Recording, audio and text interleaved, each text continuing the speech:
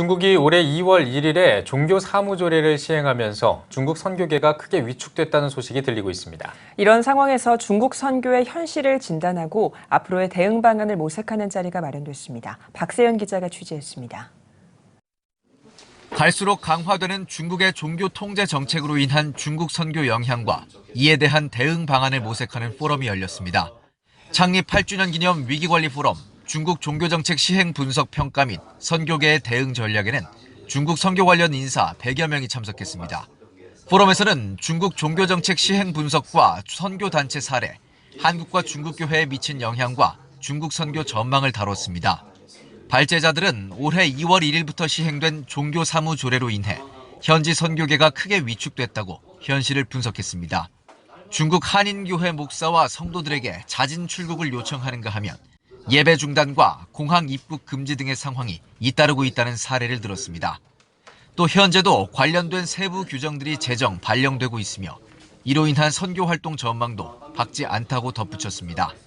종교 임시장소 심사비준 관리법을 이미 6월부터 시행했습니다. 중국 국경 내 외국인 집단 종교 활동 관리 방법도 발표를 했습니다. 그리고 마지막으로 인터넷 종교 정보 서비스 관리 방법이라는 하부 규정도 지금 제정을 추진 중입니다. 포럼에서는 또 선교 정책 변화에 따른 한국과 중국 교회의 대응, 향후 중국 선교 전망도 살펴봤습니다.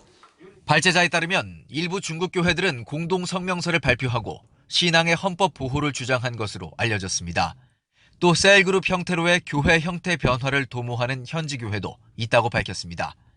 중국으로부터의 비자발적 출국 선교사 재배치 전략 등 위기를 기회로 전환하기 위한 한국 선교단체의 고민들도 소개됐습니다.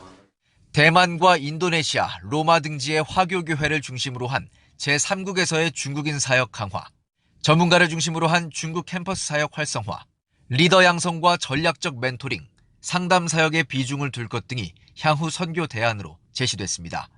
또 중국 위기관리위원회를 발족하고 향후 중국 선교의 대응에 있어 체계적인 대응을 해나갈 것을 다짐했습니다. 이걸 통해 가지고 뭔가 새로운 대책이 필요할 것 같아서 교계 차원, 선교계 단체 차원에서는 중국 위기관리위원회를 발족하는 계기가 되고 또 하나는 이제 각 선교 단체들이 어떻게 대응하는가에 대해서 모여서 중지를 모으고 공유할 수 있는 그런 기회를 준비하죠. 강화되는 종교 정책 시행으로 어려움을 겪고 있는 중국 선교 현장. 위기를 딛고 중국 선교의 새로운 돌파구를 마련하려는 노력이 이어지고 있습니다. CTS 뉴스 박세현입니다.